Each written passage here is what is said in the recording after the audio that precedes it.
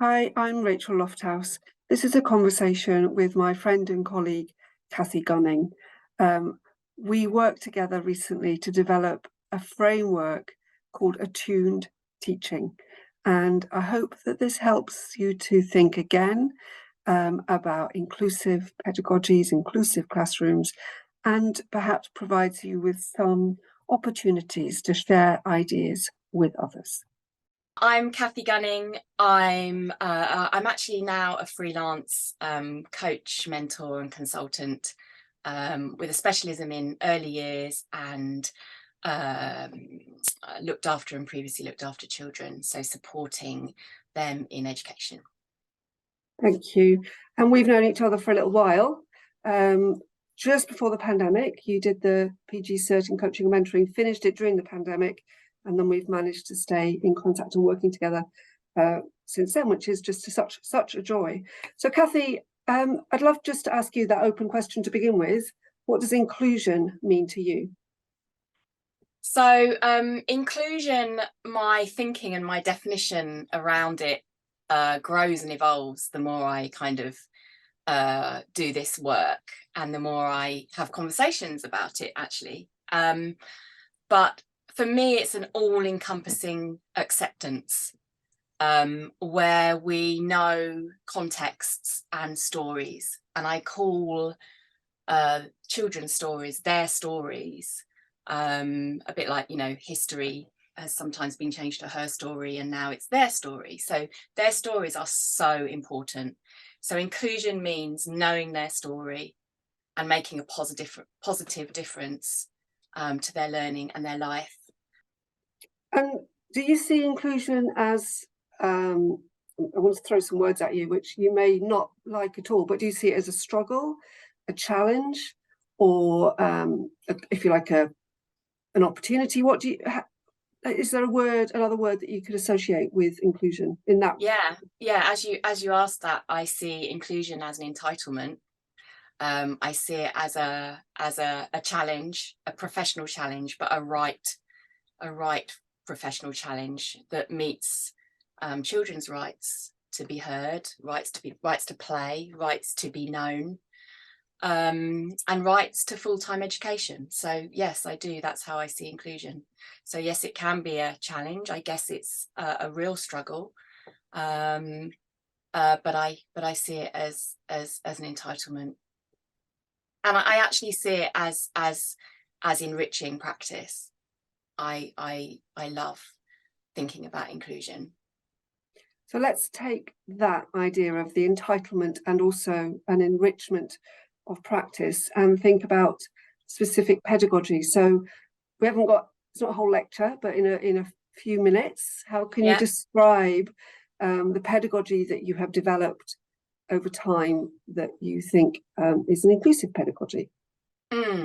Okay, so like you say, in a nutshell, I mean, I think context is really relevant, and I think the interwovenness of lived experience and learning and study informs that pedagogy, or my pedagogy. And I remember the first few years in my when I first became a teacher, and I had so many, I was in an inclusive borough at the time, and there was really good support for children with trauma and with special educational needs, even that time 30 odd years ago, because there was so much need. There was so many refugees and children who'd experienced what we now know as ACEs, and with child protection issues. So actually the classroom had to be a very inclusive space. So I weave that with my work now around supporting children who are in care or previously in care in schools, but also with my early years pedagogy, because I actually take the principles from the early years pedagogy, the early years foundation stage, as something that informs my pedagogy for inclusion, because it's about the child at the centre, the child being unique, having unique needs. And as you know, Rachel, we've looked or developed this further now into an attuned teaching approach with an ABCD approach, which I'll expand on a bit later. But it's sort of looking at a child in context, knowing a child, and really building relationships, having a safe, enabling environment, and deepening our knowledge over time, which is what I'm doing every day as I'm having conversations and as I'm visiting children and schools, and experiencing it in my work and in my life as a therapeutic parent as well. Lots and lots of interwoven strands. So we developed the attuned teaching framework, and as you say, A, B, C, D. Can you help me remember what those A, B, C, and D's are, and for the people who are not familiar with it yet? What does A stand for? Yeah, I can. So A is anti-bias. So developing an anti-biased approach, which is really around not having any preconceived judgments or assumptions, or thinking a certain way because of what we know or we don't know, or a label that we may or may not have. The B is building relationships. So it centers around the connection and the understanding of relationship, and that importance of a key person or a key adult in that child's life in an education setting. C is creating safety. As we know, feeling safe, being safe is so important, and we want children's well-being, and we want them to feel well and safe in their environment. In the early years foundation stage, we'd call it an enabling environment, which it has to be. A safe environment is an enabling environment. And then the D stands for deepening understanding. So we've sort of touched on this about how we can use our reading, our study, our observation of children, our getting to know children in ways to deepen our understanding about trauma-informed practice and about inclusive practices. So if I was to walk into a practitioner or a teacher's classroom, let's say year 7. No, let's say 7-year-olds. That's what I meant to say. Let's say 7-year-olds. So what's that? Kind of middle primary, isn't it? And if I was to say, do you know, I feel that what I'm seeing here is an attuned teaching approach. Is it an approach? Is it a stance? Is it? I mean, it doesn't sound like doesn't sound formulaic, but it does sound something. I mean, so we've got anti-bias. Yeah. What was the B? Building relationships. Building relationships. Build. C, create safety. And deepen understanding. Okay. Yeah. So okay. Let's focus on the A, B, and C. Yeah. Let's say I've got a class of 7-year-olds. Fabulous question, Rachel. What might that look like? What I mean, how might that look different to other people's classrooms or not? What will we see? Do you know, that's a fabulous question, because in my lived experience, I have met someone I would consider to be an extremely attuned pedagogue. There was what we call a musicality. So Colwyn Trevarthen has written about musicality and connection, and that rhythm of understanding between a very young child or a baby and their caregiver. And I see that almost that dance of attunement. So there's an almost an unspoken connection, rhythm, understanding, almost like a reading or a perception. There's that sort of intuitive, calm, patient response. We talk about pace in therapeutic circles. We talk about, oh gosh, off the top of my head now, playfulness, acceptance, curiosity, and empathy. We talk about that. And I think that when we see it in the classroom, we see that carried through the adults in the room. So we see that pace, the playfulness, a bit of a sense of humour, if that works with a child to develop a rapport or a connection. You have almost like an attachment, trust, bond relationship. The child feels safe, they feel held, they feel known. Even when the adult is out of the room, they're held in mind. So there's a constant, almost like attunement between that adult, that teacher or the adult in the room, and the child who is held in mind and known, who will probably feel that sense of co-regulation, even without it being spoken. So it's a big ask, and sometimes you see it and you can't really describe it, but you know it's there, and you can see it there, and you can feel it there, and the child really knows it's there. So in your experience in this kind of work, what role do professional conversations have in developing the professional pedagogic approach? Okay, so big question, and also I'm mindful of the question we left with about applying it in the classroom, and actually it's a big ask, isn't it? It's a big ask to be attuned on top of everything else in the day and the teaching space. So I think the first word or the first phrase I want to say is having an attuned way of being, perhaps in a similar way to how we might have a coaching way of being. So an attuned way of being is that we have a calm, patient, empathic approach and response. We have a non-biased and non-judgmental, not making assumptions.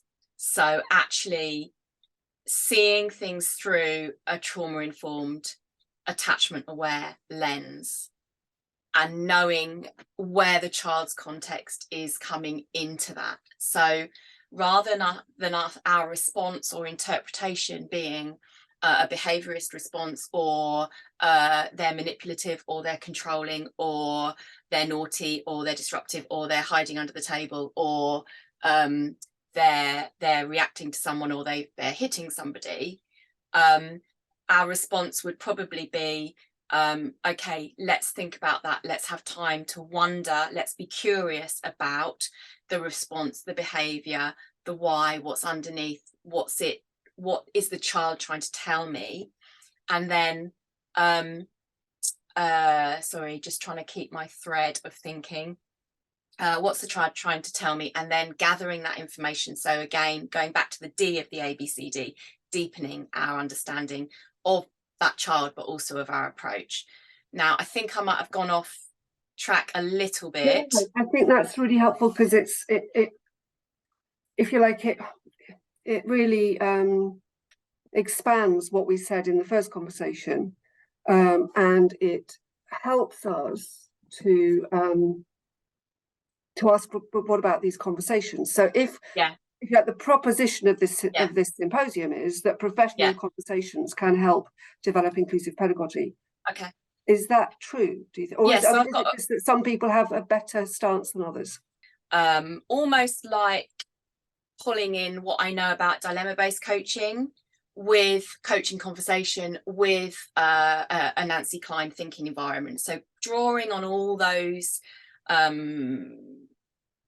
what might you call it, approaches perhaps, or examples, having a conversation with someone, or a coaching conversation with someone about a child in a class that they teach, and this is my assumption, this is my this is why, this is what, and actually listening to the words, and then almost flipping it, or presenting a different side by using curiosity, and almost converting an understanding, and enabling change through that conversation. So back to conversation, a conversation that converts maybe mindsets, or converts a belief about behavior, and informs about trauma, about child's early experiences. So where we're particularly thinking about children that may have had